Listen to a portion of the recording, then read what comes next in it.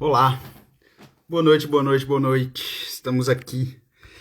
Mais uma live dessa pequena série aqui que desisti de botar nome, mas trata sobre o desenvolvimento de um pianista para que a gente consiga tocar de forma verdadeiramente artística. Né? Sejam bem-vindos. Fala, Gonçalo, meu irmão. Como é que tá por aí, meu cara? Então sejam bem-vindos aí. Antes de tudo, eu queria avisar aqui que eu faço lives aqui eu faço lives aqui toda segunda e sexta-feira. Eu tô ao vivo às 10h30 de Portugal, Mano, Mano, não é hora de falar sobre isso. Depois eu te falo. É...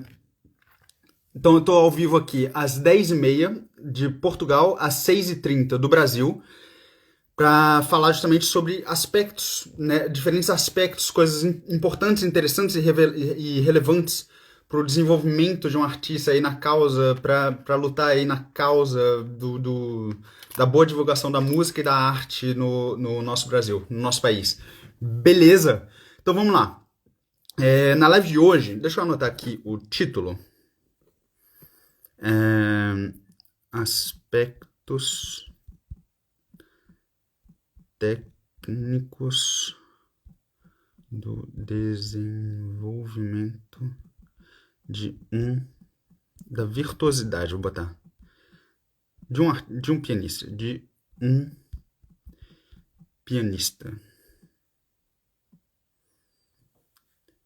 Beleza.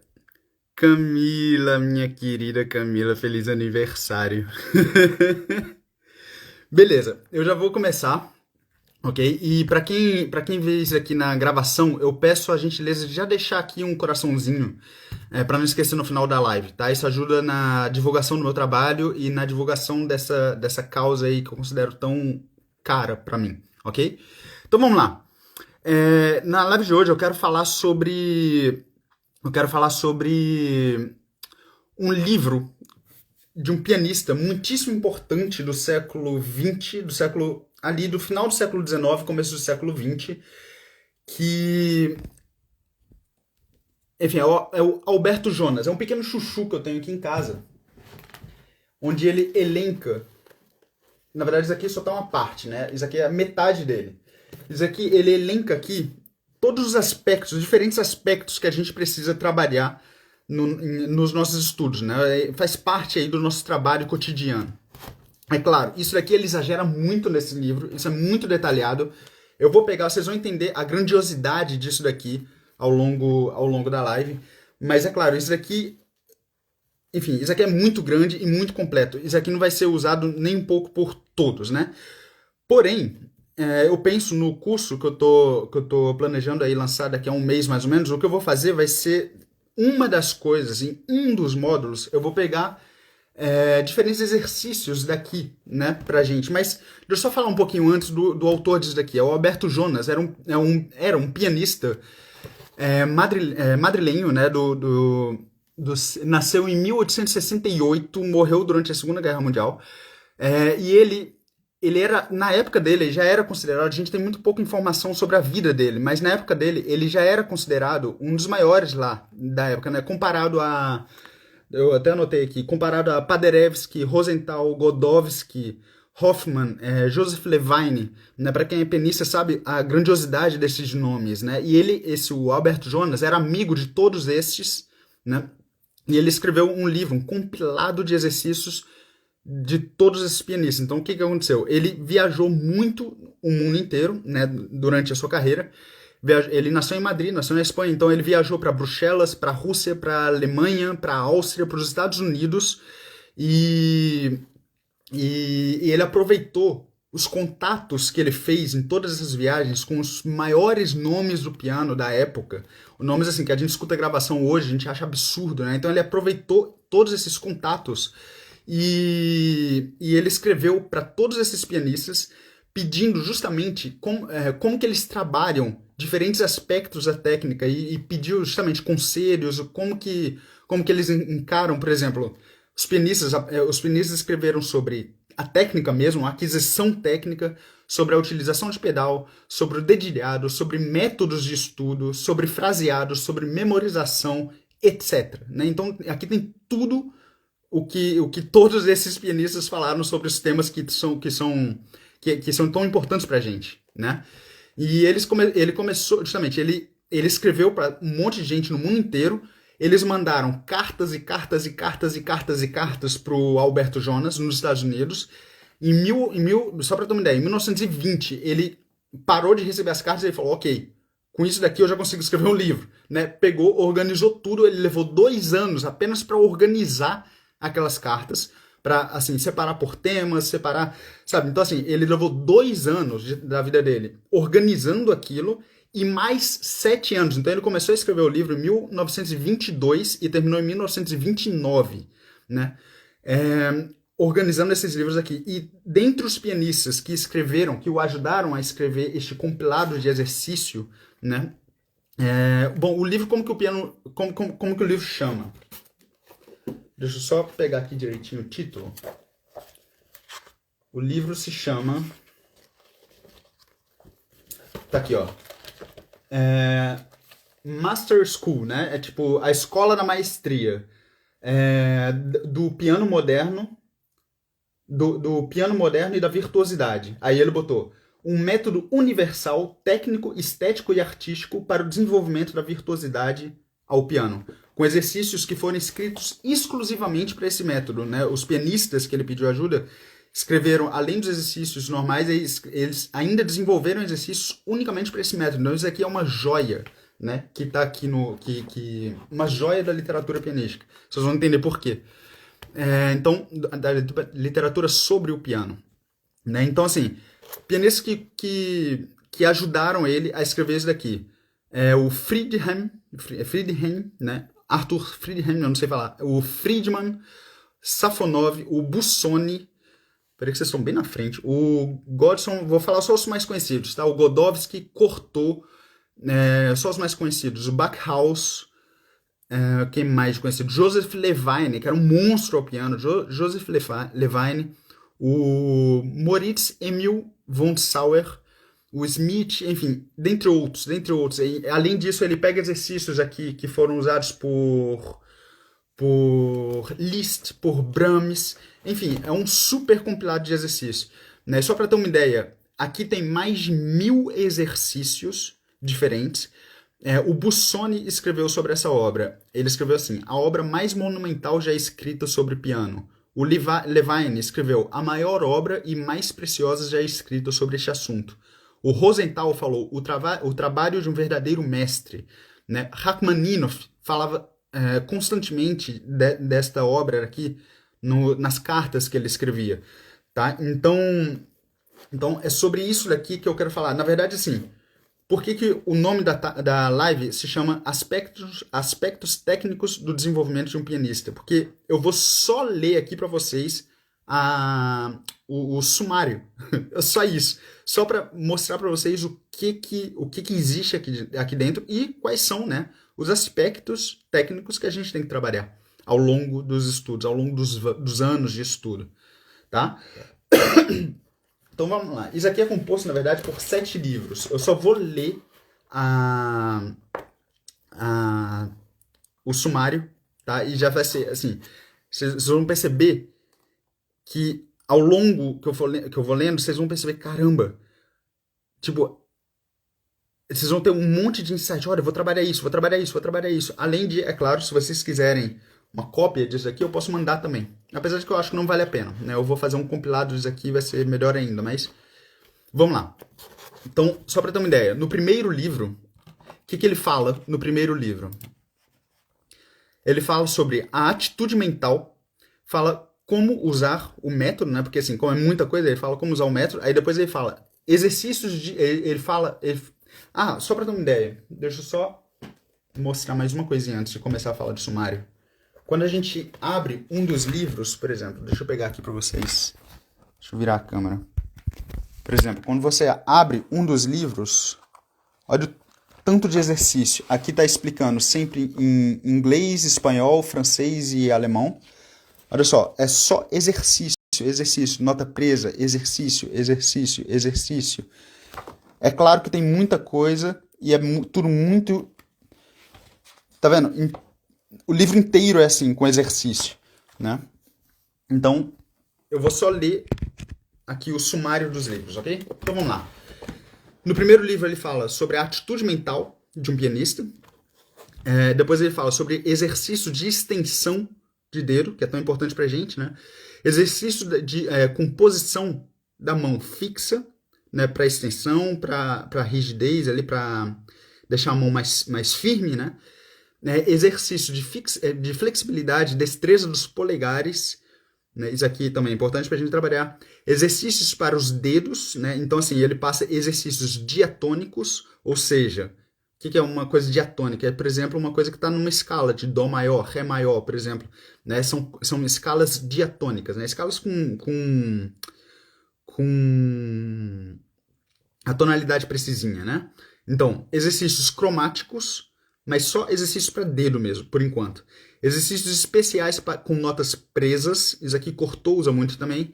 Exercícios com movimento lateral dos dedos, ou seja, você tem que mexer rápido assim o dedinho, né? Exercícios para fortalecimento individual do dedo.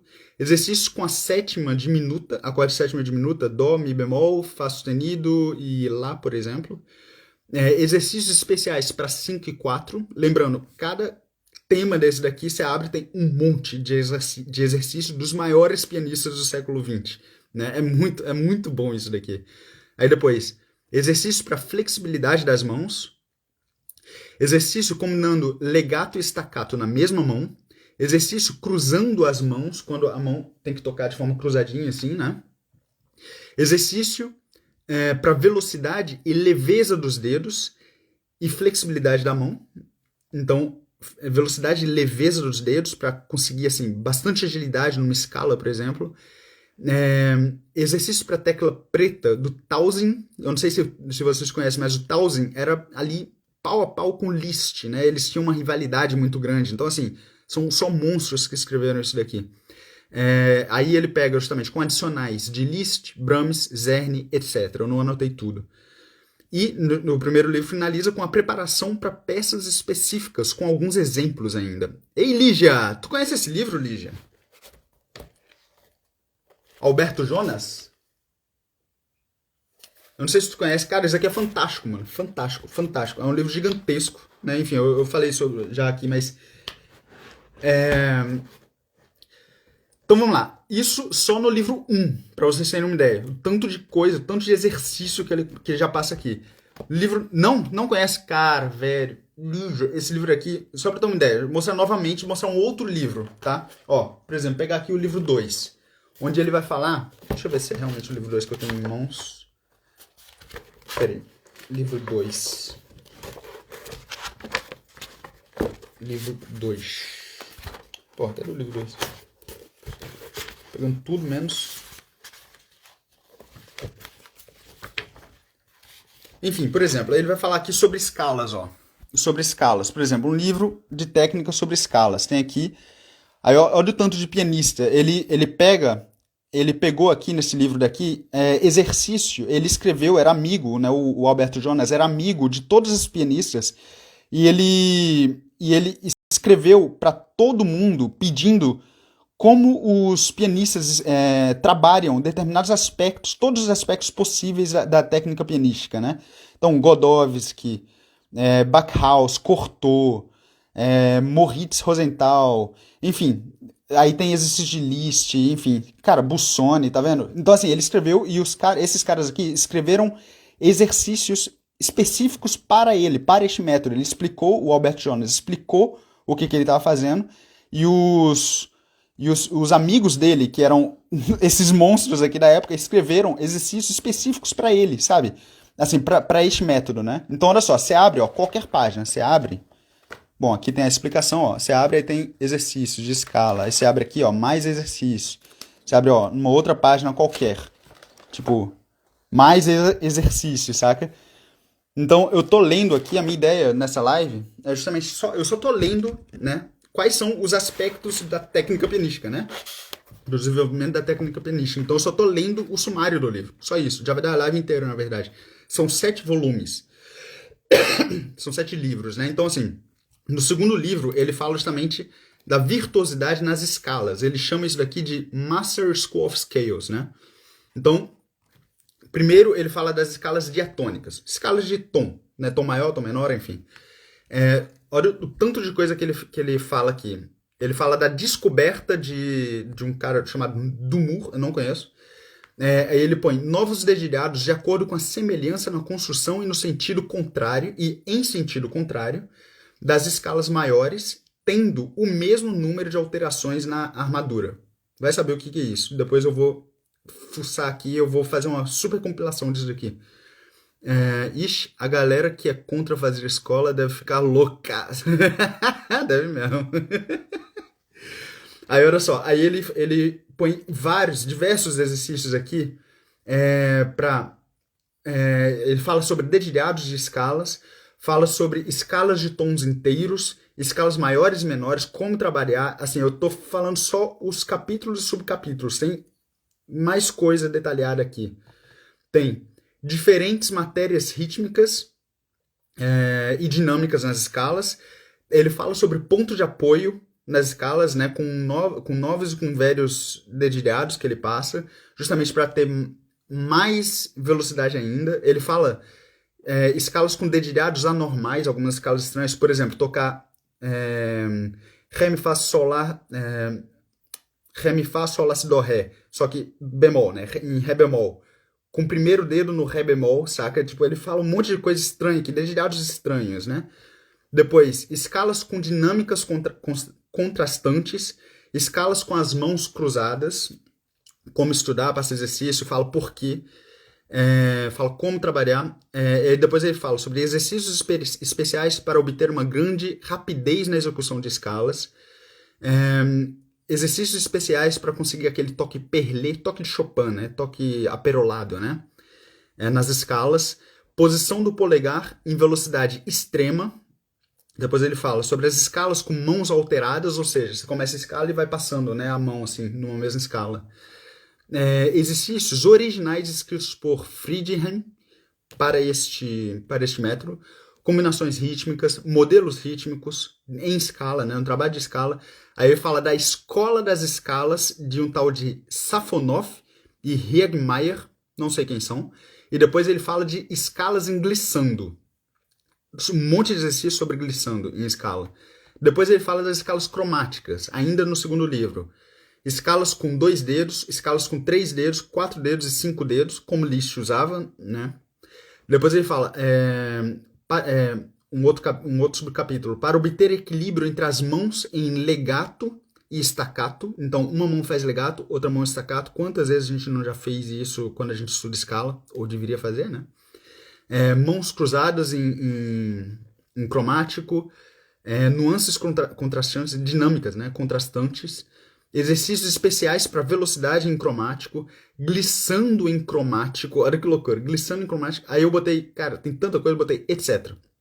Né? Depois ele passa exercícios do Busoni, do Rosenthal, do Levine, enfim. Depois ele fala justamente sobre legato, staccato e portato, né? Ele fala justamente sobre o legato exagerado, o legato legatíssimo ou tenuto, o legato simples, né? Faz todo um capítulo sobre legato, né? O legato livre e leve, o não legato, como estudar não legato, como estudar pouco staccato, staccatíssimo e psicato. Aí ele passa exemplos, passa um monte de exercícios, ele não explica o que é, ele passa exercícios práticos, precisos, concretos de grandíssimos pianistas sobre cada tema, né? E depois ele fala um capítulo sobre som e a qualidade do toque.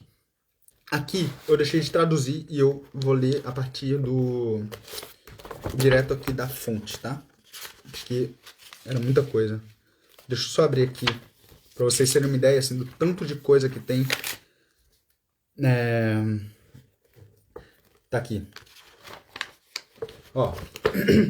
Sobre som, sobre o touché, né? O touché e a qualidade do touché, o som e a qualidade. Aí ele fala como obter, cultivar e ter a maestria nos diferentes tipos de toques necessários para produzir a beleza em seus múltiplos aspectos. Ele fala da relação entre o touché e o som no piano.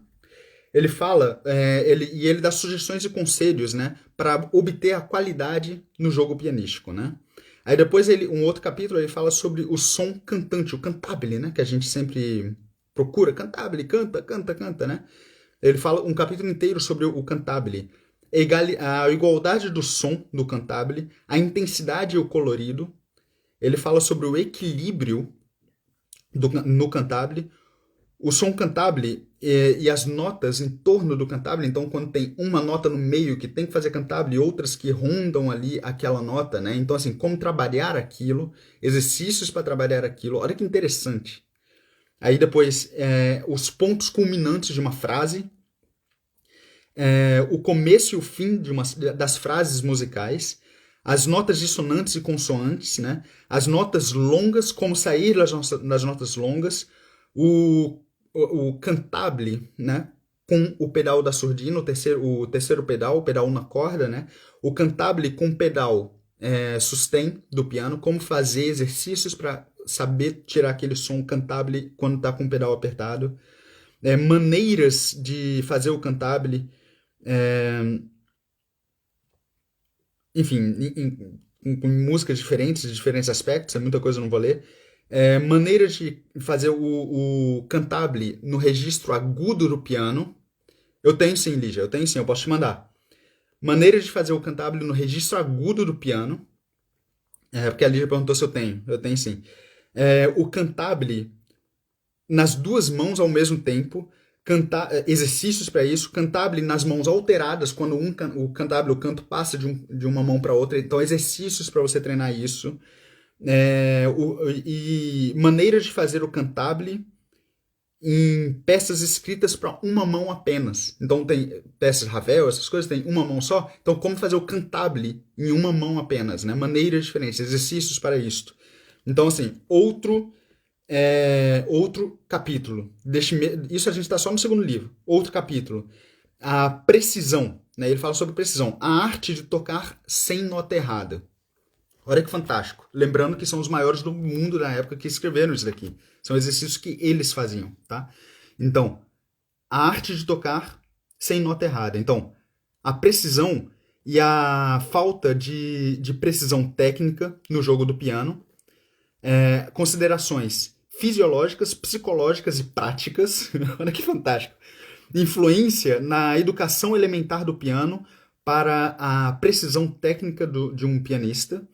Análise e discussões de 25 razões para a falta de precisão no jogo pianístico. Como adquirir a precisão técnica completa e constante. Exercícios para isso depois. Exercícios para aquisição da precisão e da rapidez nos movimentos, e para a rapidez na segurança do olho. Então ele fala até do olho no jogo do piano. Não fala isso, Lígia? Não fala jogo do piano em português? Desculpa, pessoal. É que eu tô lendo em francês. Falei isso em francês. Então ele fala do jogo do olho, né? Por exemplo, você tá no grave, você tem que fazer um salto, então o olho sempre vai um pouco antes, né? Então exercícios para isto, e para a maestria técnica. Depois ele passa exercícios suplementares, enfim, exercícios originais escritos para este tema, do Rosenthal, do Friedman, do Rudolf Ganz. Enfim, cara, esse é muito, muito, muito grande, né? Muito completo. Este daqui é o segundo livro. Então vamos lá para o terceiro livro, onde ele vai falar sobre arpejos. Bom, terceiro livro, eu só vou ler rapidamente aqui os capítulos. Tá? O terceiro livro eu saltei, mas ele faz também de uma forma extremamente detalhada sobre os arpejos. Então, assim, se vocês quiserem, depois eu posso falar aqui, né, os subcapítulos, mas capítulos mesmo. Arpejos, notas repetidas, os turns, né? Eu não sei, turns é tipo, por exemplo, você tem um dó, então você faz ré, dó, si, dó, né? Você tem um mi, fá, mi, ré, mi, né? Então, assim, as notas que fazem o entorno ali, né, da nota principal. Então, joguinho assim de notinhas, né, rápidas. Então, todo um capítulo sobre isso, exercícios para isso, com dedos diferentes. Ele fala sobre gruppeto. Obrigado, Thaisa. Gruppeto. Exatamente. Então ele passa diversos exercícios de trilos e trinados, e ele fala como praticar piano e como performar piano. São duas coisas diferentes, segundo ele. No livro 4, deixa eu só ver aqui se teria mais alguma coisa para falar sobre o livro 3. Talvez valha a pena detalhar uma ou outra coisa. Só dar uma olhadinha aqui. Esse aqui é o 5.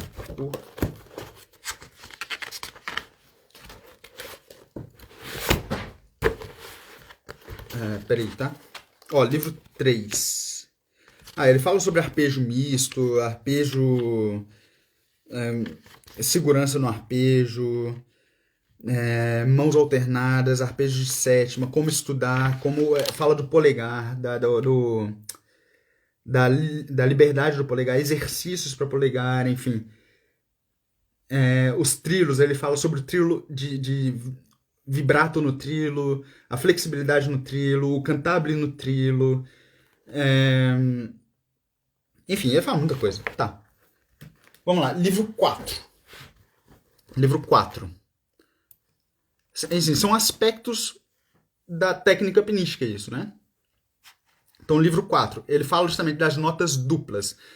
É um livro dedicado às notas duplas. Então, o que ele vai falar aqui? Vai falar, primeiro capítulo, vai falar das terças, então ele vai falar escala diatônica em terça, um monte de exercício que esses grandes faziam para escalas... vibrato em trilo é tipo tremer a mão com a mão durinha, assim, né? Provavelmente. Ele passa exercícios para isso daí, provavelmente com dedilhados diferentes. Eu não abri realmente para ver. Eu já tenho esse livro há anos e nunca realmente usei, né? Eu uso uma outra coisinha, mas nunca realmente fucei no livro, né? Mas justamente, Lígia, como você sabe, né? Eu tô fazendo um curso e eu vou pegar, justamente, eu tô pegando, assim, compilados de diferentes aspectos, porque aqui tem muito exercício, muito exercício, tem muita coisa quase repetitiva. Ele não repete, mas é coisa assim que não precisa realmente. Você pega um, você faz, né? Então, assim, eu estou justamente fazendo um compilado, né, dos principais exercícios que tem aqui, das diferentes técnicas, e vai ser um dos pilares do curso lá que eu vou lançar, né, daqui a um mês. Então, cara, olha só que legal, por exemplo, oitava, né? Olha só que legal, você abre aqui qualquer coisa de oitava, aí tem um monte de exercício. Ó, você abre mais um aqui, ó. Tipo, um monte de exercícios diferentes, tá vendo? Oitava alternada, enfim, a gente vai chegar lá. Mas, por exemplo, em terça, o que ele fala de terça? Escala diatônica em terça, escala cromática em terça, os grupetos em terça, facilitações, como fazer facilitações em terças, né? Quando tem coisas muito rápidas, o que tirar, o que fazer, por quê. Né? Ele fala nota repetida em terça, para esses exercícios, né? Arpejos em terça, terças com notas alteradas, ou seja, né? Dó, mi, ré, fá, mi, sol, lá, fá, sol, fá, lá, né? Enfim, terças com notas alteradas, né? Terças cegas, eu não sei o que ele chama de terças cegas, glissando em terças. Aí depois ele fala um capítulo sobre sexta, escala diatônica em sexta, os dedilhados especiais. Aí ele passa exercícios do Czerny, Liszt, Philipp, Moszkowski, Bülow, e dele mesmo, que ele mesmo escreveu, lembrando que ele é um grande pianista.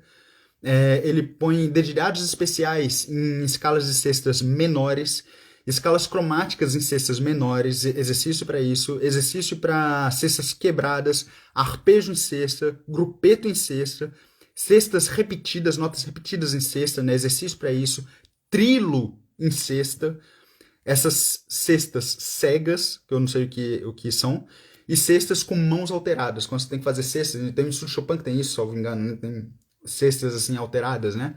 Depois ele fala exercícios de quartas, né? Para quartas. Ele fala a mesma coisa, né? Idem, eu anotei, mas ele põe exercícios para quarta justa e quartas aumentadas, né? Então exercício cromático, tudo, não sei o que, como fazer, como estudar quando tem uma peça que tem quartas, né? Eu toquei só uma peça que tinha um cromático rapidíssimo em quarta, que era o Batuque de Lourenço Fernandes. Mas eu nunca vi isso aí. Mas ele passa exercício. Depois passa esses exercícios de segundas, né? Diatônicas, por exemplo, escalas de segundas diatônicas, de segundas cromáticas, trilos em segundas, enfim, e por aí vai, né? Depois ele fala das outras diferentes notas duplas, né? E aí depois no livro 5. Livro 5. Deixa eu ver se é esse que eu tenho aqui. Esse que eu tenho aqui. Deixa eu só abrir uma coisinha aqui. Olha só que legal. No livro 5, ele vai falar aqui. Deixa eu só pegar aqui direitinho. Olha só, curte. No livro 5, ele vai falar a escola completa das oitavas, do staccato e dos acordes, né? Então ele coloca aqui. Poxa, peraí que em alguns livros tinha em espanhol, era mais fácil de ler. Será que é nesse aqui que vai estar em espanhol?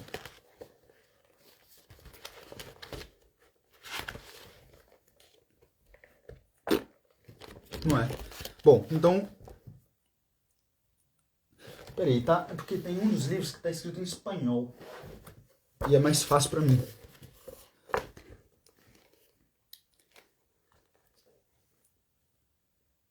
Enfim, não tem problema. Bom, vai em inglês mesmo. Em inglês é meio tosco, tá? Mas... Bom, em oitava, né? Ele, além dos exercícios preparatórios, exercícios de... Poxa, não anotei isso, cara. É uma pena. Além de exercícios de staccato, né? Oitavas em staccato rápido, ele passa... Bom, além de diferentes exercícios, flexibilidade nas oitavas. Resumindo muito, tá? Staccato, exercícios de notas simples, terças, oitava com terça, oitava com quarta, oitava com sexta, né? Como tem muito em peças do Liszt. Eu quero esses livros, são muito bons, né, Thaísa? Dona Nair, minha querida, Deus continue derramando sobre sua vida chuvas de bênçãos. Amém, Dona Nair. Saudade de você, meu filho querido. Muito obrigado, Dona Nair. É minha sogra.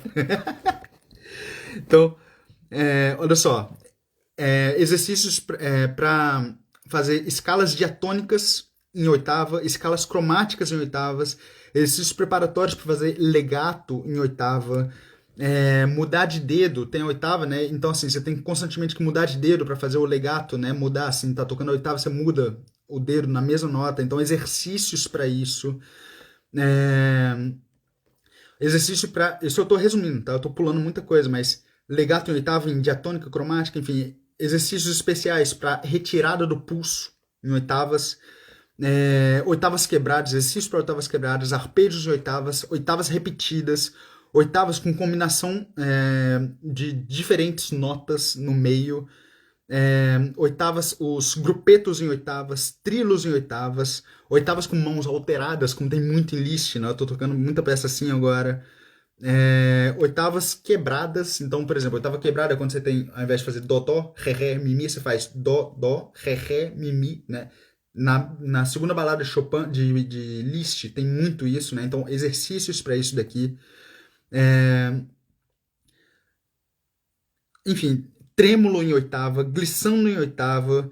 Aí depois ele, mais um capítulo deste mesmo quinto livro, ele fala sobre os acordes, né? Ele fala sobre as funções dos acordes, né? Como estudar acorde, e vários exercícios para ter segurança na hora de tocar um acorde ali, né? Exercícios para ter a forma precisa. Depois ele fala sobre acordes com as mãos alteradas, exercícios de acordes com as mãos alteradas, acordes mistos, né? Com oitava, então assim, seria fazer um acorde, por exemplo, com a nota central e oitava acorde, oitava, então exercícios para isso daqui, para ter a mão bem firme, né? Arpejos em acordes, né? Cara, é muito completo esse negócio. Depois acorde de 3 sobre 6, né? Enfim, a primeira inversão de acordes, exemplos, exercícios originais pelo Busoni, por diversos outros, pelo Godowski. Godowski escreveu exercícios para este método, né? Aí depois um outro capítulo, ele fala sobre o dedilhado, regras. Poxa, eu realmente tinha esse negócio em espanhol, cara. É uma pena. Em espanhol era tão mais fácil de ler. Enfim. Eu vou só ver se tá aqui. Não é possível que eu não ache isso.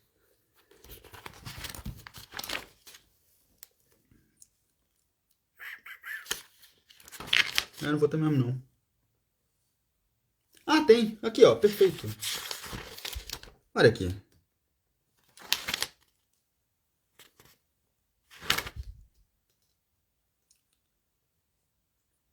Tá, enfim. É... Bom, não tá em espanhol. Enfim, aí depois ele fala sobre o dedilhado, né? Regras, olha só que interessante. Regras e sugestões para ter uma escolha correta do dedilhado. Como que estes grandes pianistas escolhiam o dedilhado, quais são as regras, quais são as sugestões que eles podem nos dar, né? É, curiosidade e o serviço do dedilhado, né? Por que escolher um bom dedilhado e exercícios originais também, enfim, escritos para este método. Depois ele fala sobre ritmo, compasso e acentos, né? Então, a origem do ritmo, a definição de ritmo, a origem do compasso, aí depois ele fala justamente exercícios sobre exercícios de acentuações diferentes, né? Aí depois ele passa para o livro 6. O livro 6, ele fala sobre aspectos do trabalho de um artista e do trabalho artístico, desculpa, aspectos do trabalho artístico e da dinâmica e das agógicas, né, na música. Então, só disso ele já fala 113 páginas, para ter uma ideia. Depois ele fala sobre aspectos justamente do trabalho artístico do pedal. Então, aqui ele já fala mais 100 páginas sobre a pedalização, como fazer exercícios de pedal, enfim. Depois ele fala sobre a arte da memorização. E também já vão, talvez, pelo menos umas 50 páginas, né? De páginas sobre a memorização, o trabalho da memória. E no 7º livro, que é para finalizar, exercícios. Ele passa mais exercícios de dedo mesmo, da rigidez, da firmeza de dedo. Exercícios de fraseado. Ele fala sobre o fraseado. Ele fala sobre... Essa palavra eu não sei em português. Embellishments. Enfim. Talvez seja a gótica da música, né? Enfim, conceitos de interpretação, concepção e interpretação, por exemplo, expressão na música, na prosódia e na declamação musical, né? Então ele fala sobre isso, execução e execução em casa e a execução pública. Ele fala sobre estilos, né? Como adquirir um estilo correto de uma música, e depois ele fala justamente sobre tocar em público com sucesso. Como que a gente pode fazer exercícios para a gente conseguir tocar em público com sucesso. É muito interessante, né? Só que o que é mais, assim, o que é mais completo aqui são justamente o que eu queria trazer mesmo aqui é do livro 1 ao livro 5, né? Onde ele passa realmente pilares aqui pra gente, né? Pilares dos aspectos técnicos, né? Pro desenvolvimento de um pianista. Então, eu não sei se deu para entender alguma coisa, eu espero que sim. Porque eu tava muito feliz vendo esse negócio. Mas vocês, revendo pelo menos essa live daqui, vocês conseguem ir anotando justamente. Ou eu vou mandar, né? Para quem me pedir aqui, eu vou mandar o PDF deste método aqui, né? Ou, é claro, bom, tem gente aqui que não precisa disso. A Lígia, por exemplo, pelo amor de Deus, né? Mas, justamente, no curso que eu pretendo lançar daqui a um mês, que eu vou lançar daqui a um mês, eu vou pegar um dos pilares deste curso, né? Eu vou falar de diferentes coisas, aspectos internos de um músico, enfim, psicológicos, como trabalhar, como organizar o estudo, essas coisas todas. Mas um dos pilares é o aspecto justamente físico, né? Mecânico, exercícios diferentes. Então eu vou pegar diferentes exercícios disso daqui, vou pegar pilares, eu vou fazer um super compilado deste método e vou gravar vídeos justamente e vou apresentar aulas sobre esses aspectos, mostrando mesmo na prática como fazer, né? Então, mas, enfim, eu posso mandar, é claro, o PDF, mas ele tá gigantesco, né? São 7 livros que tem ali, né? Mas, enfim, é isso daí que eu queria trazer aqui para vocês hoje. Espero que tenha dado para entender alguma coisa, tô falando meio rápido, né? Mas é muito interessante. Eu vou mandar esse livro aqui já pra Thaísa e pra Lígia, né, que me pediram. Boa, mano! Ah, Matheus. Fala, Matheusão. Que me ligou hoje do nada, tá dando aula, cara. Enfim, pessoal, então é isso aí. Eu espero que tenha sido útil, né, de certa forma, isso daqui, que vocês tenham gostado, né, que vocês tenham aprendido alguma coisa, que vocês tenham tirado bons propósitos, né, de estudos aí com essa live daqui. Qualquer coisa que vocês me pedem aqui em privado, eu mando o link aqui para baixarem, tá? Esse PDF. E é isso aí, pessoal. Se puderem divulgar, enfim, compartilhar esse vídeo daqui para quem vocês acham que possam escutar este ou outros, né, que estão aqui no perfil. Isso ajuda muito o meu trabalho, ajuda muito o meu trabalho a ganhar mais relevância também. Eu sempre trago aqui, toda segunda e sexta, eu sempre trago aqui coisas interessantes, relevantes e importantes para o desenvolvimento de um pianista. E a minha causa aqui é lutar justamente para a boa divulgação da música clássica, do trabalho de um pianista e da arte geral, né? Uma divulgação que está tão judiada no nosso país, tá? Então, assim, essa é a minha ideia com essas lives, fechou? Então, um beijo aí para todos, espero que fiquem todos bem aí, fiquem com Deus e até segunda... Não, segunda-feira talvez eu não faça, mas enfim, fica para sexta que vem. Até semana que vem, pessoal. Um beijo aí para todos. Fui!